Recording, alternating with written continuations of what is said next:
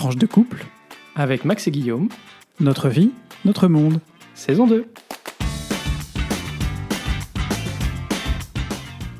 Bonjour, bonsoir et bienvenue dans ce 9e épisode de la saison 2 de notre podcast Tranche de couple avec Guillaume. et Max. Épisode qu'on a choisi d'intituler 2021, ça rime avec vaccin. Hasard, je ne crois pas. On est comme d'habitude très heureux de vous retrouver et on espère que c'est la même chose de votre côté. Comme c'est le premier épisode de l'année, on en profite pour vous souhaiter tous nos vœux pour cette nouvelle année. Santé, bonheur, plaisir partagé. Et on se souhaite à tous de pouvoir se retrouver plus nombreux et plus proches physiquement en cette année qui commence. Bon, et puisqu'un petit rappel ne fait jamais de mal, vous trouverez Tranche de couple le lundi tous les 15 jours. Et puis vous pouvez nous retrouver également entre-temps sur Facebook et sur Twitter.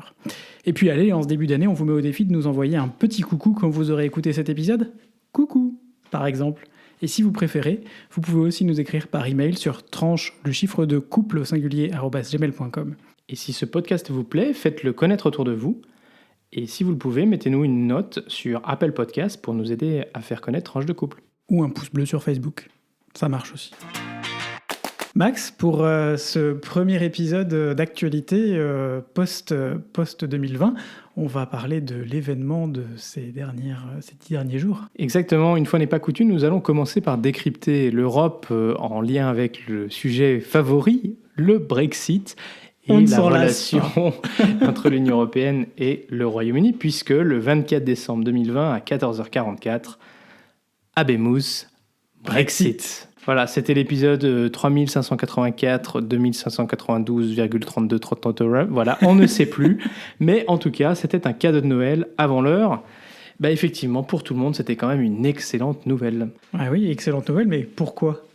Alors, bonne nouvelle pour Boris Johnson, qui pouvait annoncer avoir lutté jusqu'au bout. Oh, surprise, on l'avait pas prévu, on l'avait pas vu venir ça. Pour un accord qui préserve la souveraineté britannique, bien sûr.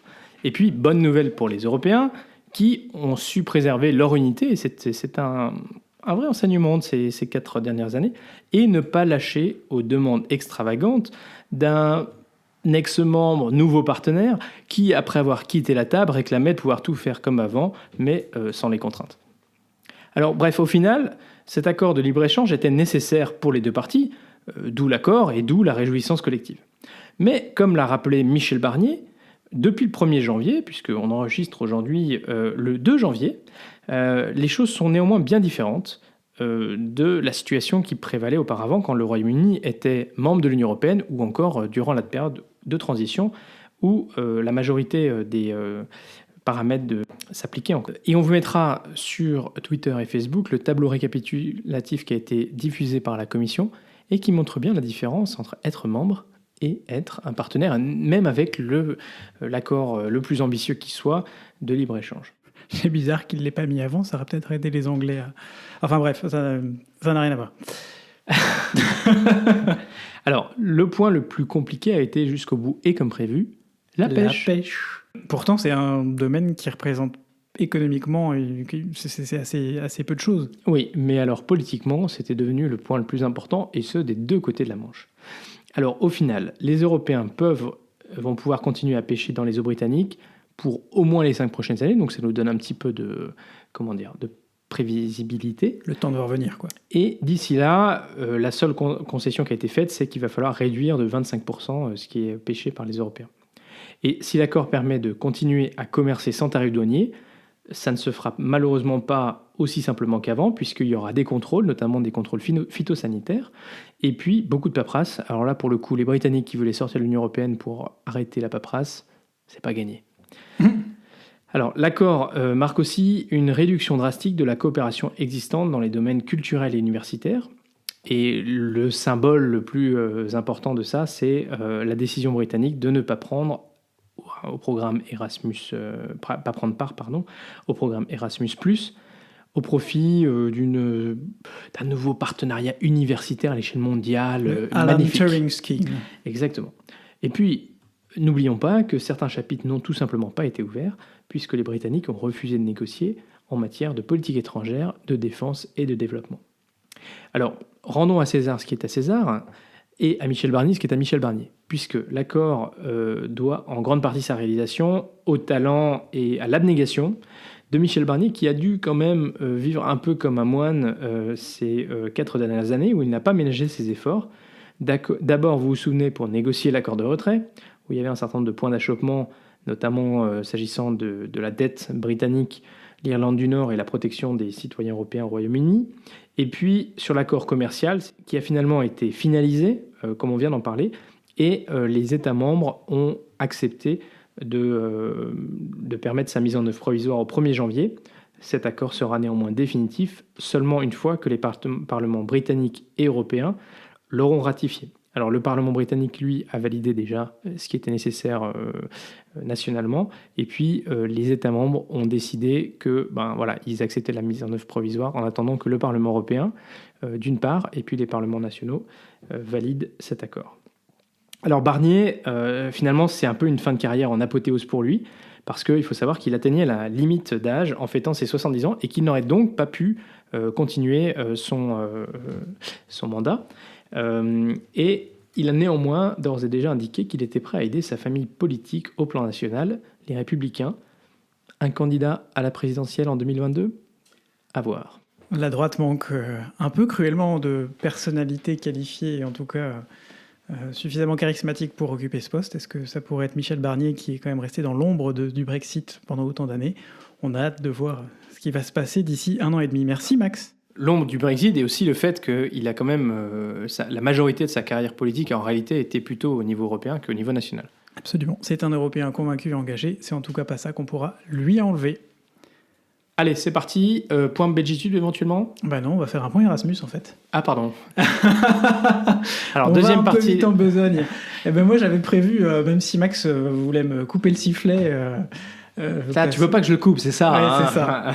Non, on avait prévu justement de vous parler d'Erasmus pour plusieurs raisons, parce qu'on n'en a pas encore parlé, que c'est un beau projet européen, que c'est un peu un symbole de l'Union européenne, et puis parce que justement suite à la sortie du Royaume-Uni, du programme Erasmus, il y a un certain nombre de gens qui ont commencé à réagir sur ce programme en disant un peu tout et n'importe quoi. Ce qui m'a fait réagir au début, c'était un tweet d'un certain Pierre-Emmanuel Gobry, qui a tweeté le 26 décembre qu'Erasmus, comme symbole de l'Union européenne, c'est parfait. Un truc inconséquent et frivole qui ne bénéficie qu'aux enfants de bourgeois et qui pourrait parfaitement exister en forme équivalente sans l'Union européenne.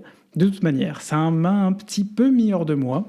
J'ai un peu réagi sur Twitter, mais je confirme. De façon très ordonnée néanmoins pour un peu contrer cette impression que ça donne. Alors pour revenir rapidement sur Erasmus, pourquoi Erasmus ? Parce que Erasmus, c'est European Action Scheme for the Mobility of University Students, programme d'action européen pour la mobilité des étudiants universitaires. C'est un programme qui existe depuis 1987, qui aujourd'hui couvre 33 pays, bientôt plus que 32 du coup. 2982 établissements en font partie. Depuis 2014, en réalité, à la base, Erasmus, c'était un programme qui permettait aux étudiants d'échanger, de faire des séjours dans une université autre d'un autre pays membre, par exemple des étudiants français d'aller en Allemagne, en Espagne, en Italie, et vice-versa. Depuis 2014, c'est un programme un peu plus important, c'est ce qu'on appelle Erasmus+. Erasmus+, c'est un programme pour l'éducation, la formation, la jeunesse et le sport.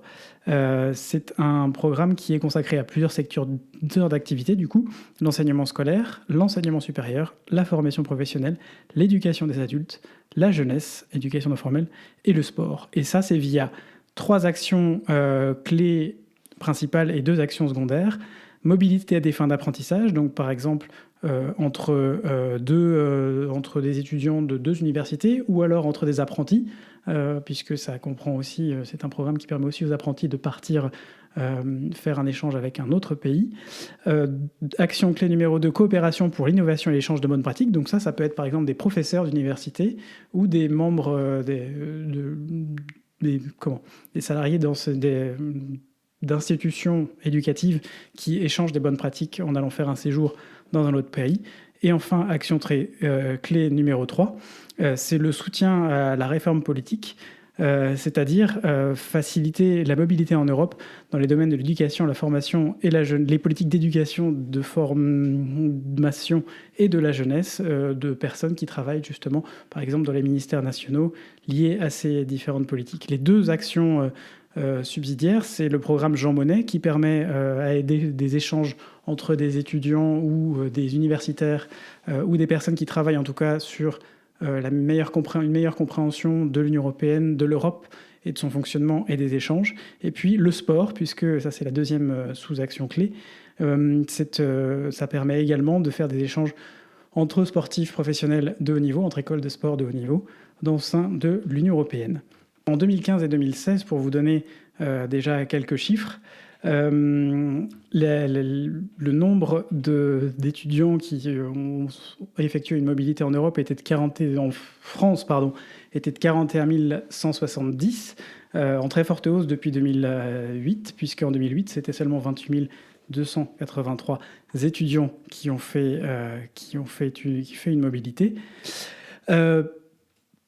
Pour la période 2014-2020, c'est un programme qui a bénéficié, puisqu'il a été clos à la fin de l'année 2020, à 2 millions d'étudiants en tout, ou d'étudiants de l'enseignement supérieur, 650 000 apprentis, 800 000 enseignants, plus de 500 000 jeunes qui sont partis, notamment via des échanges de bénévolat, et touchant plus de 125 000 établissements. Ce qu'il faut savoir aussi, c'est que donc pour la nouvelle mouture entre 2021 et 2027 du programme Erasmus, la Commission européenne a augmenté très fortement l'enveloppe avec presque 26 milliards d'euros dédiés à ce programme Erasmus+. Ça montre quand même une volonté de faire progresser les échanges. Et alors, pour revenir à ce pourquoi j'ai voulu ce tweet qui m'a un petit peu mis hors de moi, c'était pour dire que quand on voit la difficulté pour un étudiant lambda à s'inscrire dans un échange hors Erasmus aujourd'hui, il y en a quelques-uns qui existent, notamment avec les États-Unis ou des universités sur d'autres continents. D'une part, pour les universités elles-mêmes, c'est extrêmement compliqué à mettre en place parce qu'il y a des questions juridiques, financières à mettre en place qui sont fort compliquées. Il faut savoir qu'Erasmus permet aux étudiants de partir aussi, ou aux bénéficiaires de partir avec une bourse qui est supposée couvrir leur voyage et une partie de leurs frais sur place. Alors ça couvre jamais les frais sur place. Si mes souvenirs sont bons, quand moi je suis parti en Erasmus, c'était 400 € par mois. Max et moi, on a fait tous les deux nos Erasmus, Maxime à Berlin et pour un mec qui aime pas la bière, c'est quand même... Mais enfin bref, ça n'a rien à voir. Non mais et dis donc, là-haut. Et moi à Bologne, mais j'aime les pâtes, donc il n'y a pas de souci. Donc toujours est-il que pour vivre dans ces villes-là, c'était pas forcément suffisant en soi, mais ça permettait déjà de partir. Et le coût financier d'un tel projet hors Erasmus est assez important et demande aux étudiants de pouvoir mettre de côté suffisamment d'argent pour couvrir, admettons qu'ils partent 6 mois, et bien s'ils ne bénéficient pas d'Erasmus, ça fait 400 fois 6, 2600 € à sortir sur 6 mois en plus, à peu près, sans compter que le coût de la vie est parfois plus important. Il faut savoir que, d'autre part, 39% des étudiants Erasmus+ ont obtenu une bourse sur critères sociaux en 2019. On est donc assez loin des clichés sur la petite bourgeoisie, il me semble. En tout cas, c'est ce qui me semble ressortir. Et c'est pour beaucoup de ces étudiants la seule occasion financièrement tenable de faire une expérience indéniablement importante et enrichissante à l'étranger. Là où, en fait, la bourgeoisie, on peut tout à fait envoyer ses enfants en échange sans souci dans des universités extrêmement coûteuses sans avoir besoin de la bourse Erasmus qui représente un petit peu une sorte d'argent de poche, quoi. Pour moi, en tout cas, c'était l'occasion d'un premier aperçu à moyen terme de la vie à l'étranger qui n'aurait pas eu lieu sans ce soutien financier. Et pour ma sœur, qui travaille dans l'agriculture, ça a été l'occasion aussi d'un premier stage en exploitation agricole au Pays de Galles. Et moi, je voudrais quand même dire que, en fait, au-delà de l'expérience interculturelle magique, les langues et tout ça, c'est aussi une formidable manière de voir l'Union européenne dans sa réalité et de faire Union européenne pour les jeunes citoyens au sein de l'Union européenne. Voilà, de vivre et découvrir ces pays entremêlés. Et je pense que ça explique peut-être pourquoi Boris Johnson n'a pas voulu garder ça et plutôt faire quelque chose un peu mondial et tout ça, parce que ça montrerait tellement aux jeunes Britanniques tout ce qui manque en n'étant pas au sein de l'Union européenne. Absolument, c'est aussi une des raisons. Et puis, alors moi je dis pas que l'expérience que moi j'ai vécue, que nous on a vécue, soit complètement représentative, mais en plus des chiffres qui existent et qui montrent quand même qu'on va au-delà de ce cliché, le nombre d'étudiants qui augmente, l'argent qui est proposé dans le programme qui augmente, Voilà, ça montre que c'est un programme important. Ambitieux. J'ajoute ambitieux et important. J'ajoute aussi que, à la suite de l'annonce du Royaume-Uni qu'ils allaient sortir du programme Erasmus+, l'Irlande a donc annoncé qu'ils allaient financer pour leurs collègues et néanmoins amis nord-irlandais, continuent à financer ce programme Erasmus. Alors, certains y verront une manœuvre politique, on y voit aussi une manœuvre symbolique. Symbolique parce que les deux Irlandes sont a priori sur un chemin sont amenés à être les plus accords du proches. Vendredi Saint à être de plus en plus proches, à collaborer de façon de plus en plus étroite. Et donc le principe, ce n'est donc pas de l'ingérence, comme je l'ai pu le voir aussi sur Twitter, puisqu'il n'y a pas ici, l'Irlande ne s'intègre pas dans les affaires de l'Irlande du Nord, mais propose aux étudiants nord-irlandais, sur la base du volontariat, de s'inscrire pour une période de 6 mois à 1 an dans une université d'Irlande, de République d'Irlande, pour participer au programme Erasmus via l'Irlande. Merci Guillaume. Alors un petit point belgitude Guillaume aujourd'hui ? Petit point belgitude lié à Erasmus justement, puisque la Belgique ne fait jamais rien comme les autres, on connaît ce pays, on l'aime beaucoup, on l'aime d'amour, il faut savoir qu'il existe un Erasmus intra-national en Belgique. What ? Eh oui, il faut savoir que il est possible de faire une sorte d'Erasmus avec le même type de subvention entre les universités flamandes et les universités francophones. Non, mais il y a besoin d'un programme pour ça ? Oui, il y a besoin d'un programme pour ça. En tout cas, la Belgique l'a mis en place parce que c'était un manque. Il y avait clairement dans ce pays, il y a eu un manque de relations entre aussi le Nord et le Sud. Et donc, on essaye aussi de mettre en place des relations entre les régions du Nord et du Sud. Alors évidemment, entre un Wallon qui souhaite aller en Espagne et un Wallon qui pourrait aller en Flandre, ça paraît pas forcément être tout à fait aussi sexy. Par contre, en termes d'expérience culturelle, d'enrichissement et de découverte de son propre pays, on en est un peu là en Belgique, c'est tout à fait important. Et pour la langue, c'est peut-être pas mal aussi. Et pour la langue, c'est peut-être pas mal aussi, absolument. Quand on sait que le nombre de citoyens effectivement bilingues est en chute libre, c'est peut-être pas une mauvaise chose. Absolument. Et donc ce programme s'appelle Erasmus Belgica et il vise à encourager, comme je vous disais, la mobilité des étudiants de l'enseignement supérieur au sein des 3 communautés, communauté flamande, communauté wallonne et communauté germanophone, pour offrir la chance à ces étudiants de faire une immersion linguistique, pédagogique et culturelle dans une autre communauté de Belgique. Voilà. Quelques informations inattendues sur la Belgique. On ne s'ennuie jamais. Alors, écoutez, pour cette rubrique vie de couple, on va tirer peut-être un bilan de ces fêtes de Noël. Alors pour nous, c'était un Noël finalement très distancé socialement. Mais oui. Mais pas désagréable pour autant. Non. On se recentre. Et nous qui habitons loin de nos proches, comme tous les expatriés, c'était quand même assez essentiel de pouvoir voir et partager un peu de temps avec notre nucléus familial. Donc on en a bien profité en faisant attention.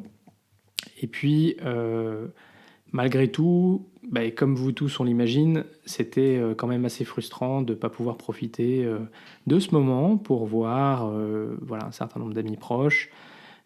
Mais en même temps, c'était la chose raisonnable et c'est ce qu'il fallait faire.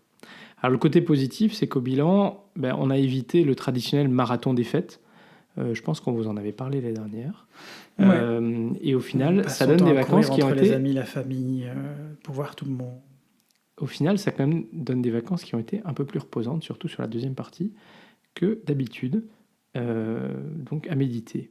À méditer, absolument. Oui, parce qu'on est rentré du coup en Belgique un peu tôt, puisque la règle pour quand on rentre en Belgique d'un séjour de plus de 48 heures en zone rouge, c'est-à-dire à peu près toute l'Union européenne, enfin tout le monde entier en fait, c'est de faire une quarantaine, de s'inscrire sur le Passenger Locator Form et d'attendre un petit SMS pour nous dire d'aller faire un test. Et de s'inscrire, un test au bout de 7 jours, et en attendant, mettez-vous en quarantaine. Et non, parce que depuis aujourd'hui, depuis le 1er janvier, il faut faire un test. Alors, si on n'est pas résident en Belgique, il faut faire un test de moins de 48 heures avant de rentrer en Belgique, puis un test au bout de 7 jours, une fois au bout de la quarantaine. Et si on est résident belge, eh ben, il faut faire un test le premier jour et un test le 7e jour. Ça me fait un peu penser à Jean Quatremer, dont on vous a déjà parlé ici, qui râle beaucoup sur Twitter et qui là râlait justement. Non, il râle, Jean hier Quatremer. ou avant-hier sur une règle qu'il ne connaissait pas. Et en fait, c'est en disant que c'était absurde et que c'était pas comme ça. Et on lui a fait remarquer que depuis la veille, effectivement, les règles avaient changé. Après, il faut s'informer en permanence. On se rend compte qu'une fois de plus, dans cette période, on a besoin d'être informé, on a besoin de s'informer de ce qui se passe, puisque les règles changent tout le temps. Alors on pourra le reprocher en disant que c'est un peu n'importe quoi. En même temps, l'État s'adapte en fonction des choses qui se passent. Mais ce qu'on ne peut pas enlever à la Belgique, c'est que quand même, ils sont assez organisés avec leur formulaire à remplir. Quand on rentre en Belgique, c'est très clair que tout le monde doit remplir ce formulaire, avec un SMS qui vous dit précisément ce que vous devez faire, absolument. Un numéro pour s'enregistrer qui vous permet de faire le test, et puis la liaison avec l'application alors Corona Alert en Belgique, donc c'est l'équivalent de Tous Anti-Covid, qui vous permettra, 1, de recevoir le résultat de votre test, et 2, si jamais vous êtes positif, d'alerter du coup toutes les personnes qui ont été cas contact autour de vous. Donc c'est automatisé et vous pouvez prendre rendez-vous pour faire le test, donc vous n'avez pas besoin d'attendre. Moi, je trouve ça très bien organisé. Ouais, et c'est l'occasion d'ailleurs de tirer un chapeau aussi aux Belges qui, malgré des règles très strictes pour les fêtes, ce qui semble avoir été bien suivi, puisque contrairement à pas mal de pays voisins, notamment la France, l'Allemagne, la Suisse, où la deuxième vague semble être arrivée la baisse est arrivée à un plateau, la Belgique reprend un rythme de baisse importante du nombre de cas quotidiens, puisqu'on est passé de 2500 avant Noël à 1600 aujourd'hui. On est à moins 30% en moyenne sur la semaine du 23 au 29 décembre. Bah, ça montre que ça fonctionne et quand tout le monde y met un peu du sien, ça fonctionne aussi, et qu'on a tous une responsabilité aussi pour s'assurer qu'on ne se contamine pas et qu'on ne contamine pas nos proches, en particulier les plus sensibles. Voilà, et on espère que l'ensemble des gens qui rentreront en Belgique, voilà, ils ont profité de pouvoir partir à l'étranger, ils respecteront, feront la quarantaine, les tests. J'ai oublié de noter qu'il y a quand même un contact tracer qui vous appelle même le samedi au bout de 6 après-midi jours ou 5 jours pour vérifier si vous avez des symptômes. Il faut ça de bien à la maison, monsieur. Donc c'est quand même bien fait. Voilà, alors deuxième sujet, Guillaume, tu voulais nous parler du nouveau challenge Patience et Sérénité en 2021 ? C'est ça, absolument. Je pense que 2021 sera à l'image de 2020, c'est-à-dire patience et sérénité. On vous avait parlé aussi dans ce podcast quelques épisodes auparavant de le test du canoë, le test de couple du canoë. Donc vous êtes à deux dans un bateau, Pince-Mi et Pince-Moi sont dans un bateau, et vous devez le faire avancer, sachant qu'en fait vous devez être absolument coordonnés, parce que sinon le bateau n'avance pas, dans le meilleur des cas, et dans le pire des cas, ça coule. On a découvert tout à l'heure, avec beaucoup de patience et de sérénité, un autre test, c'est celui du test de refaire les draps ensemble. Ben oui, vous savez, on a cette technique pour mettre le drap de couette, la couette dans le drap de couette. Moi, j'ai une technique qui est de retourner le drap, de prendre les deux bouts avec les mains et de serrer les deux bouts de la couette, puis de retourner tout ça. Alors tout à l'heure, on s'est amusé à le faire à deux, on s'est amusé. Tout avait bien commencé. Et puis on a eu un peu de mal à trouver le bon coin, parce qu'à chaque fois c'était pas le bon, donc on s'est regardé plusieurs fois. On a eu des moments de grande solitude, très grande solitude. Mais Guillaume, mais il n'y a que 4 coins dans une couette, dans une housse de couette. Alors comment peut-on se tromper ? Fais pas le malin, t'étais aussi perdu que moi. Donc on a fini par trouver les deux coins dont on avait besoin, au bout de quelques minutes qui nous ont paru une éternité, un peu comme cette année 2020 qu'on quitte dans un sens aussi avec joie. Et on vous suggère d'essayer ça si vous êtes en couple et que vous voulez tester la solidité de votre couple. Faites-le. Par contre, si vous avez des doutes dessus, c'est peut-être pas le truc idéal à faire. Il y a peut-être moyen de communiquer et de parler avant. Ah oui, t'es comme ça, toi. Absolument. Bon, enfin, en tout cas, on vous souhaite que si vous êtes en couple, vous ayez une année 2021 au top. Ça va être encore un petit peu compliqué, probablement encore quelques mois, mais on tient le bon bout, hein ? Absolument, on tient le bon bout. Alors, dernière rubrique, Guillaume, tu veux nous parler de quoi ? Je vais vous parler d'une initiative assez sympathique dont le Figaro s'est fait l'écho dans un article daté du 23 décembre, n'est-ce pas ? C'est l'initiative lancée début novembre par Antoine Gallet, qui s'appelle « Refaites vos jeux ». Antoine Gallet, dans la vie quotidienne, il est éducateur spécialisé. Il s'est rendu compte au bout d'un moment, notamment parce qu'il a notamment fait du bénévolat dans une ressourcerie de Caen, de sa ville. Il s'est rendu compte que on avait eu beaucoup de problèmes avec des jeux de société incomplets, des jeux de société auxquels on finissait par ne plus jouer parce qu'il manquait une pièce, mais que c'était quand même une pièce super importante et que du coup, on pouvait rien faire avec. Et il s'est dit, mais alors pourquoi est-ce que je n'essaierais pas de mettre en place un système qui permettrait soit de refaire des pièces, soit surtout de mettre en commun des vieux jeux qui sont bons qui seraient prêts à être jetés, de récupérer tous ces jeux et puis de stocker les unes à côté des autres les pièces pour pouvoir les remplacer. Donc il a mis ça en place au début du mois de novembre. Il est un mois et demi après victime de son succès. Il a déjà plus de 10 000 abonnés sur son groupe sur Facebook. Il s'est rendu compte qu'il allait devoir déménager, donc aujourd'hui il cherche un local un peu plus grand pour pouvoir stocker les jeux, mais ça fonctionne extrêmement bien puisqu'il a reçu plus de 5000 demandes depuis le début de son action pour des pièces de jeux qui manquaient pour les changer. Donc il facture 1 € pour l'expédition pour des petites pièces, un peu plus cher évidemment si on envoie un jeu un peu plus complet parce que parfois il manque d'autres des parties plus importantes. Et puis, ce qui est surtout important, c'est que c'est une initiative qui a fait boule de neige, puisque un certain nombre de ressourceries, donc pour mémoire, une ressourcerie, c'est en général une association locale dans laquelle vous pouvez trouver des objets de seconde main, de l'aide pour réparer des outils, des appareils électroménagers qui sont cassés, etc., etc. L'idée étant d'être dans une démarche de développement durable et de respect de l'environnement, et puis aussi de redonner vie à tous ces objets qu'on a chez nous, mais dont on ne se sert plus parce qu'il manque des choses. Donc il a été contacté aujourd'hui par un certain nombre de ressourceries qui lui ont demandé un peu comment il faisait. Et donc on espère que c'est une initiative qu'on va pouvoir retrouver assez vite en Belgique, parce que on a parfois ce problème de se dire « Ah bah tiens, j'ai un jeu, mais je ne peux pas y jouer, il me manque une pièce. Bon bah je le jette. » Eh ben non, c'est pas la bonne initiative. On ne jette pas, on recycle, on retrouve, on recherche, on fait appel à la créativité des gens et on donne une deuxième vie à des jeux.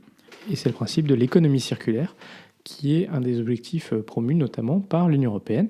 Et donc on espère aussi qu'on pourra contribuer à mettre cette économie circulaire en route, parce que c'est aussi un moyen de créer de la nouvelle ressource, de donner des jobs à des gens et peut-être des projets d'insertion qui peuvent être assez chouettes aussi. Tout à fait. Et donc pour mémoire, ça s'appelle « Refaites vos jeux » et on vous mettra bien entendu sur Facebook et sur Twitter le lien vers l'article et vers la page Facebook d'Antoine Gallet.